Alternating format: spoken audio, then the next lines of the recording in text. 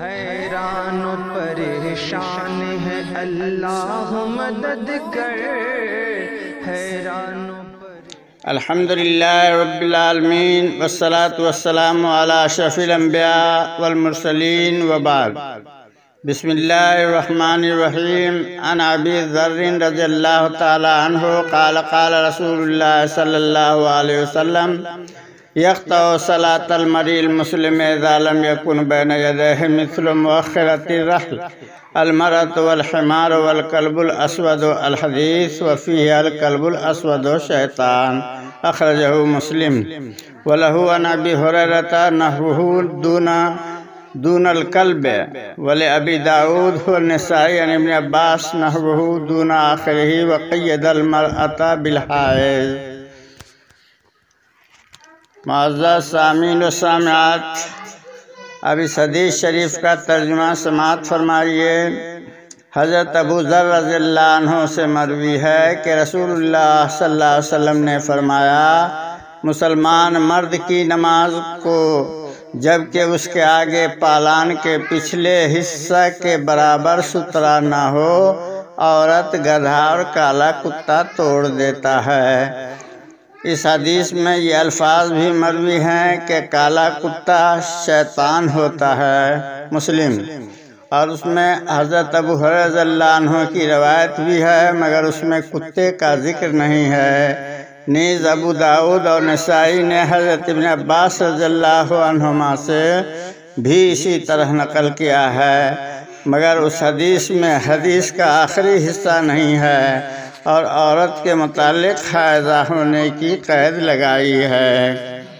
معزز سامعین و سامعات، اس حدیث میں سترہ کی مشروعیت کی حکمت بیان کی گئی ہے کہ سترہ کی مشروعیت کی حکمت کیا ہے، اچھی طرح جان لینا چاہیے کہ جب بندہ نماز کے لیے کھڑا ہوتا ہے تو رحمت الہی اس کے سامنے ہوتی ہے، جیسا کہ حدیث میں وارد ہے۔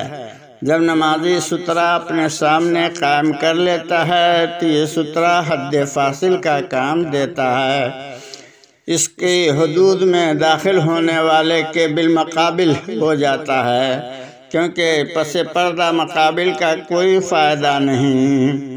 اگر سترہ کے آگے سے کوئی گزرتا ہے تو رحمت اس کے مزاحم نہیں ہوتی، تو پھر کسی قسم کا نماز میں خلل اور نقص واقع نہیں ہوتا۔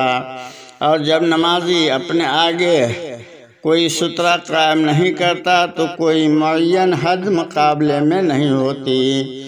پھر میں یہ نہیں کہہ سکتا کہ رحمت سجدہ کی جگہ تک دراز ہوتی ہے کہ اب اگر کوئی ان جگہوں میں گزرتا ہے تو رحمت اس سے مزاحمت کرتی ہے، تو یہ نماز کی برکت میں نقص اور چہرے کے سامنے رحمت کے نزول کے انقطاع کا سبب بن جاتی ہے۔ جو ہی آپ اس حکمت میں ذرا تأمل سے کام لیں گے اور غور کریں گے تو حقیقت کھل کر سامنے آ جائے گی اور حق واضح ہو جائے گا۔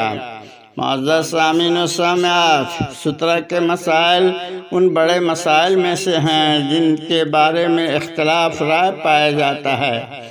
اتنی گفتگو اور بحث سے یہ واضح ہو گیا کہ نماز کے ٹوٹنے سے مراد نماز سرے سے باطل ہونا نہیں ہے، بلکہ اس کا مفہوم و معنی یہ ہے کہ نماز کی برکت اور ثواب میں کمی واقع ہو جاتی ہے، اور جس آدمی نے سترہ قائم کیے بغیر نماز پڑھی اور اس کے آگے سے اتنے فاصلہ سے کوئی گزر گیا جتنا فاصلہ ایک چٹکی کے ذریعہ پھینکے ہوئے سنگریزے کا ہوتا ہے، تو گزرنے والا نماز کی برکت اور ثواب کو قطع کرنے کا موجب و باعث نہیں بن سکتا، اور نہ وہ گناہگار ہی ہوگا، اس لیے کہ وہ رحمت کے نزول کے مقامات اور مواقع کے درمیان خلل انداز نہیں ہوا۔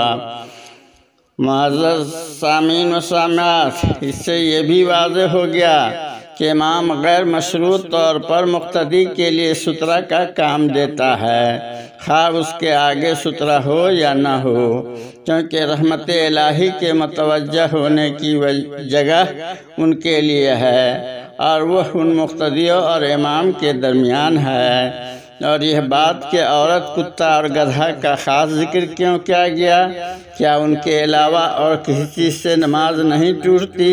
ایسا نہیں ہے کہ ان کے علاوہ کوئی دوسری چیز نماز کی برکت کو قطع نہیں کرتی۔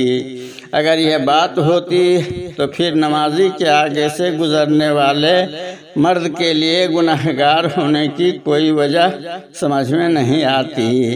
آگے سے گزرنے کے گناہ والی حدیث پچھلے بیان ہو چکی ہے۔ در حقیقت بات یہ معلوم ہوتی ہے کہ یہ تینوں چیزیں وجود شیطان اور اس کی فتنہ انگیزی کی جگہیں گمان کی جاتی ہیں۔ دوسروں کی بنسبت ان سے نماز کے فاسد ہونے کی وجہ سے زیادہ شدید، زیادہ گھناؤنی ہے۔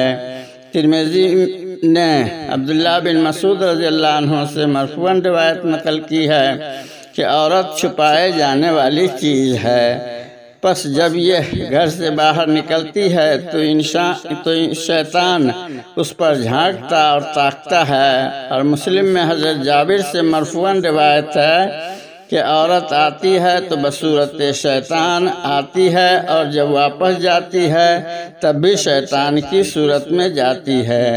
اور گدھے کی آواز کے متعلق وارد ہے کہ گدھا شیطان کو دیکھ کر رینگتا ہے، اور جہاں تک کتے کا تعلق ہے تو اس کے متعلق تو حدیث میں الکلب الاسود شیطان کی وضاحت موجود ہے۔ مطلق کتے کی خباثت بھی جانی پہچانی ہے کہ جہاں کتا ہوتا ہے وہاں رحمت کے فرشتے داخل نہیں ہوتے، اور جس شخص نے کتا پالا جبکہ شرع میں دی گئی اجازت کے مطابق نہ ہو تو اس نے ہر روز اپنے اجر و ثواب میں 2 قیرات کی کمی واقع کر لی۔ وباللہ التوفیق، وصلی اللہ علی سیدنا محمد وعلی آلہ وصحبہ اجمعین۔